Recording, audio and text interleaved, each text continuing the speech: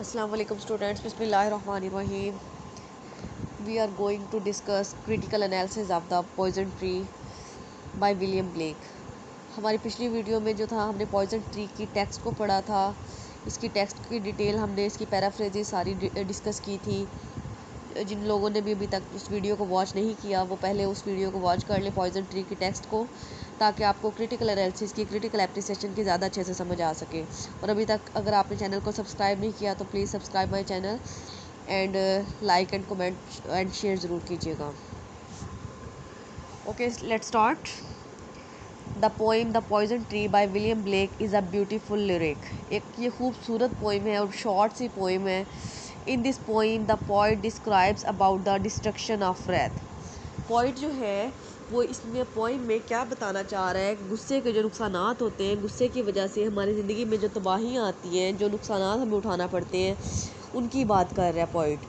The poison tree is not anger itself but how the suppression of anger leads to the growth of anger.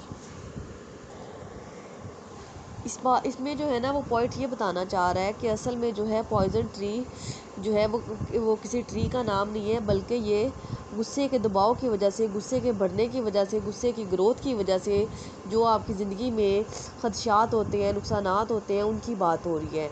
In the first stanza it explains how communication can obliterate कहते हैं minimise को anger, while expression of anger can make it flourish. अब point हमें बता रहा है कि अगर जो है हम अपने गुस्से को, अपनी कम्युनिकेशन को, अपनी बातचीत को जारी रखते हैं, अगर हमें किसी बात पे नाराज़गी है, कोई गुस्सा है, तो वो हम लफ्ज़ों में बयान कर देते हैं, तो हमारा जो गुस्सा होता है, नाराज़गी होती है, गिले शिकवे होते हैं, वहीं पे ख़त्म हो जाते हैं। लेकिन अगर हम इसको अपने दिल में दबा लेते हैं, फ्लोरिश होने देते हैं, उसकी नशुनमा होने देते हैं, तो वो बाद में हमारे लिए बहुत नुकसानदेह साबित होता है। Blake proposes this analogy by stating it was anger with my friend I told my wrath did end। कि मैं वो कहते हैं कि मैं ना एक दफ़ा अपने दोस्त के साथ नाराज़ हो गया था। फिर ऐसा हुआ कि मैंने अपने गुस्से के बारे में अपने दोस्त को बताया कि मैं इस बात से तुमसे नाराज़ हूँ, और हमारी जो लड़ाई थी, हमारा जो झगड़ा था, हमारी जो नाराज़गी थी, वहीं पे उसी पॉइंट पे ख़त्म हो गई। By these lines we realize that something bad is going to be happen. अब इन लाइन से जो है हमें ये पता चलता है कि कुछ जो है कुछ तो गलत होने जा रहा है। The contrast between the treatment of his friends problem and his voice is like an indication to the reader that there is going to be a comparison between what should be and what should not। असल में जो है हमें इन lines से ये पता चलता है कि पोइट जो है ना वो कि ये बताना चाह रहा है कि उसका अपने दोस्त के साथ जो था वो क्या ट्रीटमेंट था। मतलब जब उसकी नाराज़गी अपने दोस्त के साथ हुई तो उसने क्या किया, क्योंकि वो अपनी फ्रेंडशिप को कायम रखना चाहता था, उसने उसको अपने गुस्से को उसको बता दिया और उस बात को वहीं पे ख़त्म कर दिया। लेकिन वही उसको जब अगर कोई बात अपने दुश्मन की बुरी लगी तो उसने उसको नहीं बताया, बल्कि उसके साथ वो मुनाफकत करता रहा, उसको जो था उसके सामने झूठ मूठ का अच्छा बनता रहा, उसको एक जो था ना एक झूठी स्माइल करके दिखाता रहा, जिसकी वजह से जो है वो बाद में उसे वो एक जहरीले दरख्त की तरह बन गया, एक पॉइजन ट्री की तरह बन गया। तो हमें ये बताया जा रहा है कि किस तरह से होना चाहिए और किस तरह से नहीं होना चाहिए। मतलब हमें अपने एंगर को कम्युनिकेशन के ज़रिए ख़त्म कर देना चाहिए, बजाय इसके कि उसको हम फ्लोरिश करें, उसकी नशुनमा करें। अस्सलाम वालेकुम। As we go on the second stanza, we find how this bad feeling has two faces। अब सेकंड स्टैंजा में जो आके हमें ये पता चलता है कि यानी किस ये जो बैड फीलिंग्स होती हैं इसके, यानी कोई भी जो बुरा इंसान होता है, जो मुनाफिक होता है, उसके दो फेस होते हैं। वो दुनिया के सामने कुछ और दिखाता है, लेकिन अंदर से वो कुछ और होता है। One is his inner thoughts where he can not escape from hated growing in his mind. एक तो उसकी इनर थाट्स होती है, उसके अंदर के दिमाग के अंदर जो चल रहा होता है ना, जिसमें वो अपनी नफ़रत को, अपने गुस्से को पाल रहा होता है अपने दिमाग के अंदर, उसने जो है एक बुग़्ज़ रखा हुआ होता है। The other face of this feeling shows the one that tries to fit in society. और जो उसका दूसरा फेस होता है वो उसके साथ उससे इस सोसाइटी को, लोगों को धोखा दे रहा होता है, उनको झूठी मुस्कुराहट दिखा रहा होता है, उनके साथ अच्छे से ट्रीट कर रहा होता है। तो इस तरह से जो है कुछ लोगों के डबल फेस होते हैं, मतलब वो अंदर से कुछ और होते हैं और बाहर से कुछ और होते हैं। Shows his indifference towards the incident as he says, and I shunned it with smiles and with soft deceitful voice. अब इन लाइन्स में उसका कहने का यही मतलब है कि जो है ना वो उसने अपने चेहरे पे ना एक नकाब ओढ़ लिया था, मतलब दिल में उसके लिए बुग़्ज़ था उसके पास, उसके अंदर अपने दुश्मन के लिए, लेकिन वो उसको सिर्फ मुस्कुराहट से देखता था, मुस्कुरा के देखता था, झूठी स्माइल करके दिखाता था और उसके साथ बड़े अच्छे से ट्रीट करता था कि उसको महसूस ही ना हो कि ये बंदा जो है मेरे से नाराज़ है, जैसे मेरे से कोई गिला शिकवा है। In the third stanza, we see how all these feelings grow until they from an apple symbol of all the hearted. अब इसमें जो है एप्पल को सिम्बोलाइज़ किया गया है। ये एप्पल जो है किस चीज़ को सिम्बोलाइज़ कर रहा है, ये एडम और ईव के वाक़ये को सिम्बोलाइज़ कर रहा है कि किस तरह जो सैटन था ना, उसने अपने बुग़्ज़ के लिए उसे सैटन को किस बात की थी कि वो उसे ये था कि ना जो अल्लाह ताला ने इनको जो है एडम को मेरे पे फोकियत दी है, मुझे कहा है कि इसको सजदा करो। उसने अपने अंदर ये बुग़्ज़ पाला हुआ था, तो उसने उसका बदला कैसे लिया था, उसने ईव को भड़काया, ईव को अपनी बातों में ला के उसने उसे फॉरबिडन ट्री का फ्रूट खिला दिया था। तो इसमें जो है ये एप्पल उस चीज़ को सिम्बोलाइज़ कर रहा है, उस स्टोरी को सिम्बोलाइज़ कर रहा है। He has been not able to express then he uses it as a trap to take revenge. अब जो था वो कुछ भी उसको बताता नहीं था, उसने बताया नहीं कि मुझे तुमसे तुम्हारी ये बात बुरी लगी है या मैं तुमसे इस बात पे नाराज़ हूँ, बल्कि वो अपने अंदर एक बदले की आग जो था ना उसको भड़काता रहा and it grew both day and night till it bore on Apple bright. मतलब वो दिन रात जो था अपने बुग़्ज़ को इस बुग़्ज़ को अपने अंदर पालता रहा, उसकी इतनी नशुनमा होगी कि वो एक एप्पल ब्राइट की तरह हो गया। The repressed feeling has been used as a powerful weapon.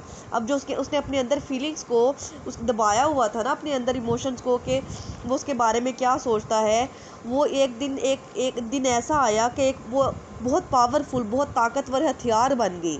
He has taken revenge and he now can feel relief.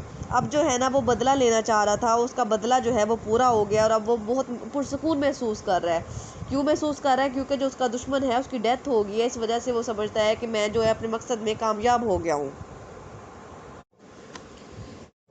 In the fourth and last stanza, the foy enters in his garden and supposedly eats the apple.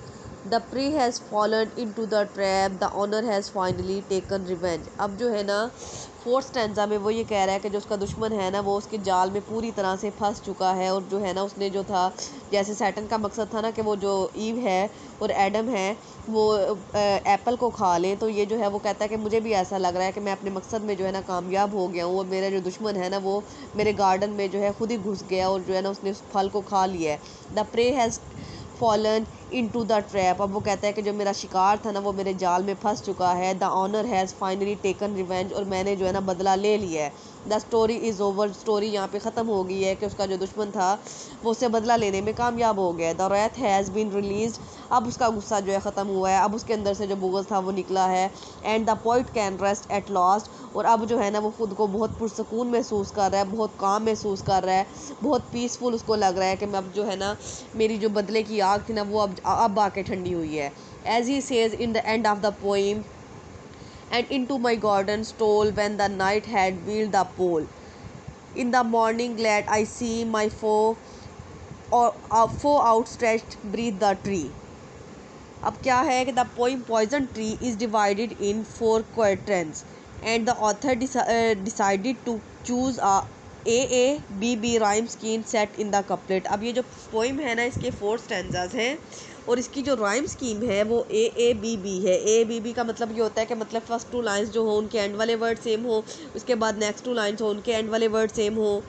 इसके बाद the main metaphor is the one that compares the process of growing of a tree until it bears fruit with the process of growing wrath until it bears revenge. मतलब जिसमें एक metaphor use किया गया है, metaphor जो है वो ये है कि किस तरह से एक ट्री का जो है ना, ट्री पे एक फल की जो अफजाइश होती है, उसकी ग्रोथ होती है, वो किस तरह टाइम के साथ बढ़ता जाता है। पहले वो एक बीज होता है, फिर उसे वो जो है ना थोड़ा छोटा सा एक फल बनता है और वो एक बड़े फल की शक्ल अख्तियार कर जाता है। लेकिन इसी तरह से उसने गुस्से को कंपैरिजन किया है, गुस्से की बात की है कि गुस्सा जो होता है जब स्टार्ट में जो है कोई बात हमें बुरी लगती है, वो बिल्कुल थोड़ा सा होता है, लेकिन जैसे जैसे हम उसको अपने अंदर रखते हैं, उसको पालते जाते हैं, वो वक्त के साथ साथ बढ़ता जाता है, और एक बदले की जो आग होती है ना वो इंसान को तबाह कर देती है, हमारी ज़िंदगियों को बर्बाद कर देती है। In the to sum up the poem contain a moral lesson in it. अब असल में जो है ये एक मॉरल लेसन है, ये पोइम हमारे लिए सबक है। Anger is the root of destruction of a person's own mind. कि गुस्सा जो होता है ना वो इंसान की तबाही की जड़ होता है, उसको बर्बाद कर देता है। हम गुस्से में अपने इमोशंस में, अपने पेशेंस पे काबू नहीं पा सकते और जो है बहुत गलत फैसले कर बैठते हैं जिन पे हमें सारी ज़िंदगी के लिए बाद में पछताना पड़ता है।